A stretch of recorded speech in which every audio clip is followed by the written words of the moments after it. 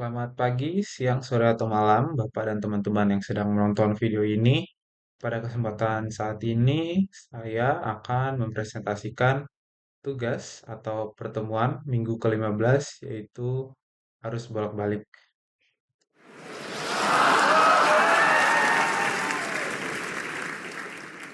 Sebelum saya memulai presentasi, alangkah baiknya saya memperkenalkan diri saya terlebih dahulu.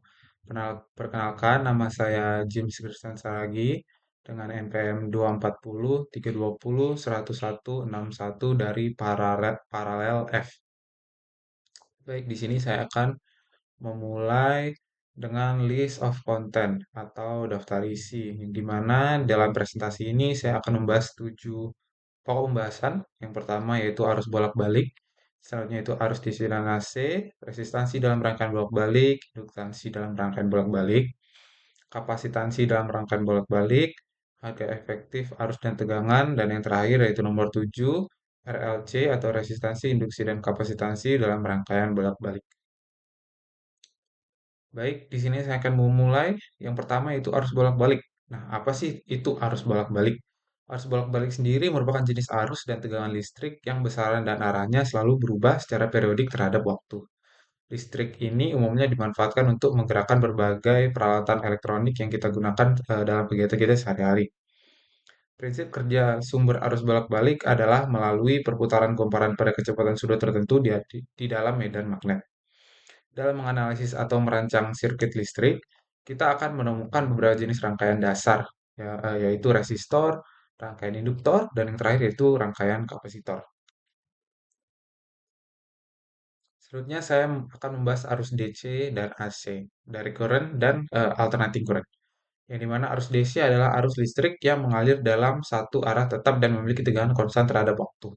Dapat dilihat di gambar samping kanan yang bagian kiri, direct current atau DC memiliki arus yang konstan terhadap waktu. Nah, sumber arus DC ini meliputi baterai, aki, panel surya, dan adaptor. Arus ini banyak digunakan pada perangkat elektronik seperti senter, mainan listrik, serta pengisian daya laptop atau ponsel. Sedangkan arus AC atau alternating current adalah arus listrik yang arah alirannya berubah-ubah secara periodik atau bolak-balik, biasanya membentuk gelombang. Dapat lihat di gambar samping kanan bagian kanan ini, alternating current memiliki tegangan berbentuk gelombang gitu. Nah, arus AC ini digunakan secara luas dalam distribusi listrik rumah tangga dan juga industri karena lebih efisien untuk pengiriman jarak jauh. Sumber arus AC berasal dari generator listrik seperti digunakan oleh PLN. Contoh penggunaan arus AC antara lain pada kipas angin, televisi, kulkas, dan juga mesin cuci. Nah, selanjutnya saya akan membahas resistansi atau R dalam rangkaian bolak-balik. Resistor yang terhubung ke sumber tegangan bolak-balik akan dilalui oleh arus bolak-balik. Fungsinya adalah untuk menurunkan tegangan atau membatasi arus dalam rangkaian. Setelah dibatasi, arus dan tegangan dalam resistor akan sefase atau memiliki fase yang sama. Tegangan dan arus sefase yaitu mencapai puncak bersamaan. Saat resistor terhubung ke sumber tegangan bolak-balik, tegangan pada resistor sama dengan tegangan sumber, dan arus yang mengalir sebanding dengan tegangan tersebut sesuai hukum Ohm. Selain itu, bentuk gelombang arus dan tegangan tetap sinusoidal tanpa pergerakan fasa, seperti gambar di samping kiri ini. Adapun rumus dari tegangan pada resistor yaitu VR, tegangan pada resistor dalam satuan volt, sama dengan Vm, tegangan maksimum dalam satuan volt, dikali sin eh, kecepatan sudut atau omega dalam satuan radian per S, dan dikali T yaitu waktu dalam satuan S. Sebenarnya itu rumus arus alir yang mengalir melalui resistor, yaitu IR arus pada resistor dalam satuan A sama dengan IM arus maksimum dalam satuan A dikali sin omega kecepatan sudut dalam satuan radian per S, dan dikali T yaitu waktu dalam satuan S.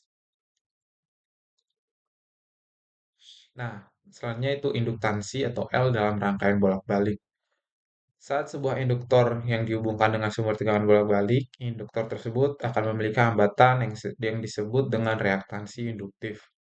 Besarnya reaktansi ini bergantung pada frekuensi sudut arus listrik dan nilai induktasi dari induktor itu sendiri. Tegangan pada induktor ini bernilai nol ketika arusnya mencapai titik maksimum, dan juga sebaliknya. Ini berarti tegangan mencapai nilai maksimum lebih dahulu, yaitu seperempat periode yang lebih cepat dibandingkan arus. Seperti gambar di samping bawah kiri ini. Adapun rumus dari tegangan pada induktor, yang dimana rumusnya itu VL atau tegangan pada induktor dalam satuan volt sama dengan Vm, tegangan maksimum dalam satuan volt, dikali sin omega kecepatan sudut radian per S, dan dikali T yaitu waktu dalam satuan S. Sedangkan rumus arus yang mengalir pada induktor yaitu IL, arus pada induktor dalam satuan A, sama dengan IM, arus maksimum dalam satuan A, dikali sin, kurung buka, omega, dikali T, kecepatan sudut radian per S, dikali waktu dalam satuan S, dikurangi 1/2 pi, dan kurung tutup. Selanjutnya itu kapasitansi atau C dalam rangkaian bolak-balik. Kapasitor memiliki kemampuan menyimpan energi dalam bentuk muatan listrik, baik terhubung dengan sumber tegangan searah maupun yang bolak-balik. Ketika dia aliri arus bolak-balik ini, kapasitor akan menimbulkan hambatan atau hambatan semu yang dikenal sebagai reaktansi kapasitif. Arus dalam kapasitor berada pada nilai maksimum saat tegangannya nol dan sebaliknya. Ini menunjukkan bahwa arus mencapai puncaknya lebih awal, yaitu seperempat periode lebih cepat dibandingkan tegangan mencapai nilai maksimumnya. Dapat dilihat di gambar samping samping kiri bawah. Nah, adapun rumus dari tegangan pada kapasitor, yaitu VC, tegangan pada kapasitor dalam satuan volt sama dengan Vm, tegangan maksimum dalam satuan volt, dikali sin, kurung buka, omega, kecepatan sudut dalam satuan radian per S, dikali T, yaitu waktu dalam satuan S, dan kurung kurung tutup. Adapun rumus arus yang mengalir pada kapasitor yaitu IC, arus pada kapasitor dalam satuan A, sama dengan IM, arus maksimum dalam satuan A, dikali sin kurung buka, kecepatan sudut atau omega dalam satuan radian per S, dikali waktu dalam satuan S, yaitu dengan lambang T, ditambah 1/2 pi dan kurung tutup.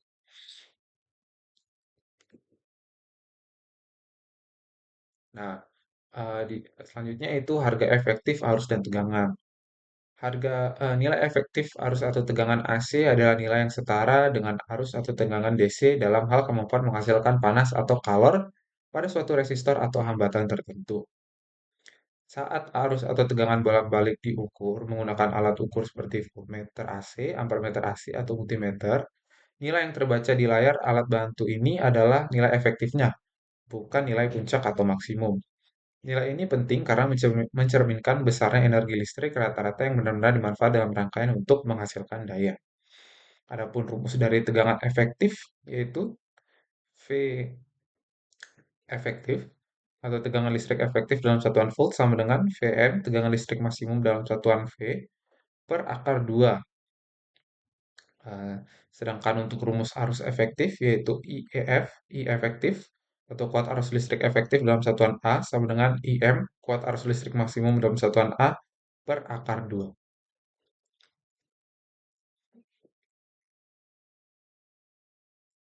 Selanjutnya itu RLC dalam rangkaian bolak-balik. Rangkaian seri RLC adalah kombinasi dari resistor sebagai R, induktor sebagai L, dan kapasitor sebagai C, yang dihubungkan secara berurutan dalam satu jalur. Ketika rangkaian ini dialiri oleh sumber tegangan arus bolak-balik atau AC, arus yang mengalir melalui setiap komponennya memiliki nilai yang sama. Namun, tegangan pada masing-masing komponen bisa berbeda-beda tergantung karakteristiknya. Dalam rangkaian arus bolak-balik atau AC, ukuran total hambatan terhadap aliran arus yang dihasilkan oleh gabungan resistor, induktor, dan kapasitor ini dikenal sebagai impedansi atau dengan lambang Z. Impedansi ini tidak hanya memperhitungkan resistansi murni, tetapi juga efek reaktansi yang ditimbulkan oleh induktor dan kapasitor.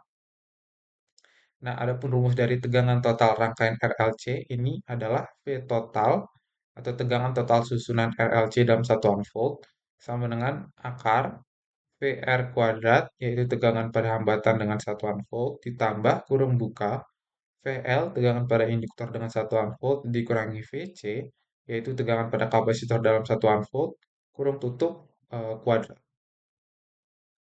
Sedangkan untuk impedansi atau Z, hambatan total, yaitu memiliki rumus Z, impedansi rangkaian seri RLC dalam satuan omega, sama dengan akar R kuadrat atau hambatan dalam satuan omega, ditambah kurung buka XL atau reaktansi induktif dalam satuan omega dikurangi XC dalam satuan omega, yaitu reaktansi kapasitif kurung tutup kuadrat. Baik, sekian dari presentasi saya. Mohon maaf jika ada salah kata yang disengaja maupun yang tidak disengaja, dan maaf juga jika ada kekurangan dalam presentasi ini. Eh, Segala kritik dan saran saya terima untuk memperbaiki presentasi saya selanjutnya. Akhir kata saya ucapkan terima kasih.